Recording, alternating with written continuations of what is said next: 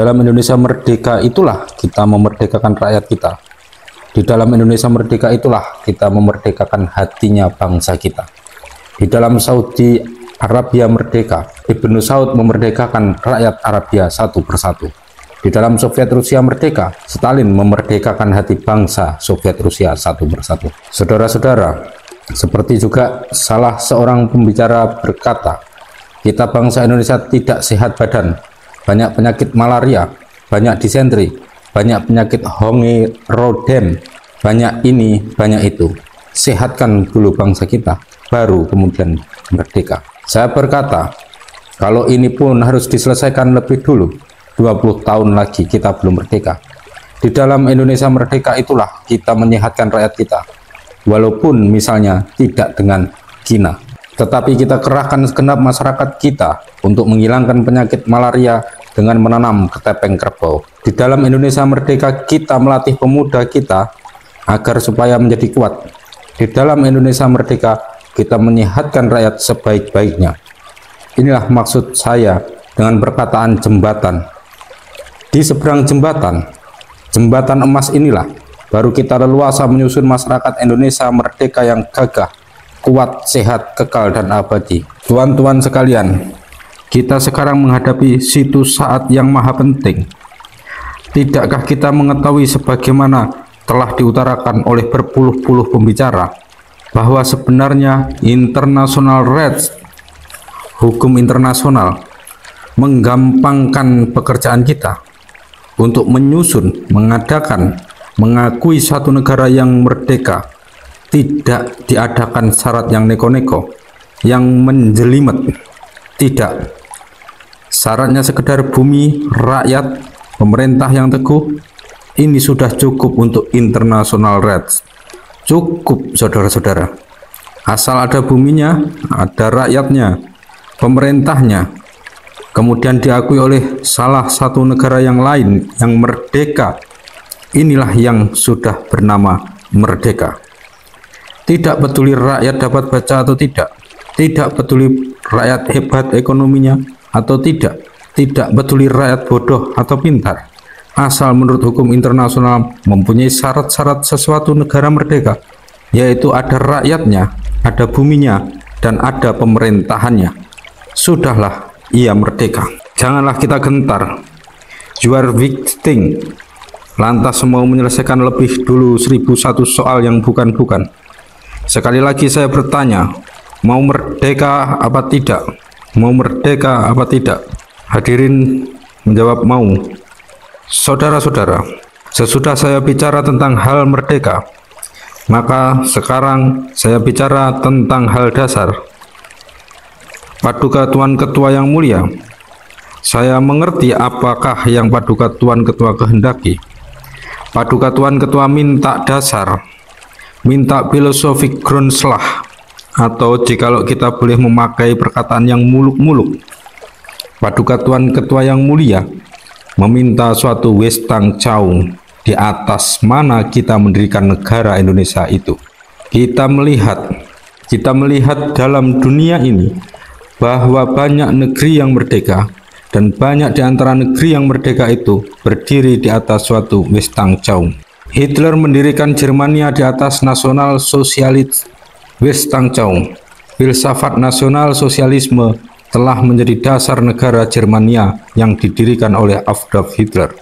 Lenin mendirikan negara Soviet di atas satu Westangchaung, yaitu Marxistis, historis, materialistis Westangchaung. Nippon mendirikan negara Dainippon di atas Tennokodo Sein. Inilah negara Dainippon didirikan. Saudi Arabia, Ibnu Saud mendirikan negara Arabia di atas satu Westangchaung, bahkan di atas satu dasar agama, yakni Islam. Demikian itulah yang diminta oleh Paduka Tuan Ketua yang mulia. Apakah Westangchaung kita jikalau kita hendak mendirikan Indonesia yang merdeka? Tuan-tuan sekalian, Westangchaung ini sudah lama harus kita bulatkan di dalam hati kita dan di dalam pikiran kita sebelum Indonesia merdeka datang. Idealis-idealis di seluruh dunia bekerja mati-matian untuk mengadakan bermacam-macam wis tangcaung, bekerja mati-matian untuk merealitatkan wis tangcaung mereka itu. Maka oleh karena itu, sebenarnya tidak benar perkataan anggota yang terhormat Abi Kusno bila beliau berkata bahwa banyak sekali negara-negara merdeka didirikan dengan isi seadanya. Menurut keadaan, tidak. Sebab misalnya, walaupun menurut perkataan John Red, Soviet Rusia didirikan di dalam 10 hari oleh Lenin CS. Di dalam kitabnya The 10 That Shocked the World, 10 hari yang menggoncang dunia. Walaupun Lenin mendirikan Soviet Rusia di dalam 10 hari, tetapi wis tangcaungnya telah tersedia berpuluh-puluh tahun. Terlebih dahulu telah tersedia wis tangcaungnya, dan di dalam 10 hari itu hanya sekedar direbut kekuasaan. Ditempatkan negara baru itu di atas wis tangcaung yang sudah ada. Dari 1895, wis tangcaung itu telah disusun, bahkan telah revolusi 1905, wis tangcaung itu dicobakan, digeneralisasikan. Lenin di dalam revolusi 1905 telah mengerjakan apa yang dikatakan oleh beliau sendiri General Repetitle daripada revolusi tahun 1917. Sudah lama sebelum 1917, wis tangcaung itu disedia-sediakan, bahkan diikhtiar-ikhtiarkan. Kemudian hanya dalam 10 hari seperti dikatakan oleh John Red, hanya dalam 10 hari itulah didirikan negara baru, direbut kekuasaan, ditaruhkan kekuasaan itu di atas wis tangcaung yang telah berpuluh-puluh tahun umurnya itu. Tidakkah pula Hitler demikian?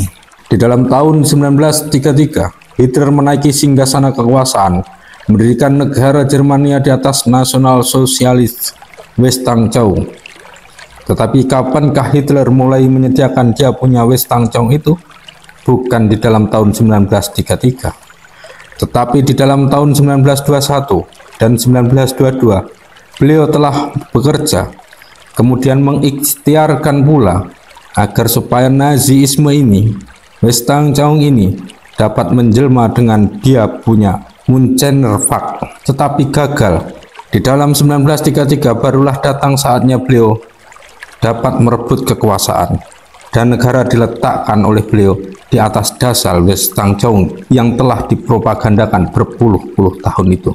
Maka demikian pula jika kita hendak mendirikan negara Indonesia merdeka, Paduka Tuan Ketua yang mulia, timbullah pertanyaan, apakah wis tangcaung kita untuk mendirikan negara Indonesia merdeka di atasnya? Apakah nasional sosialisme?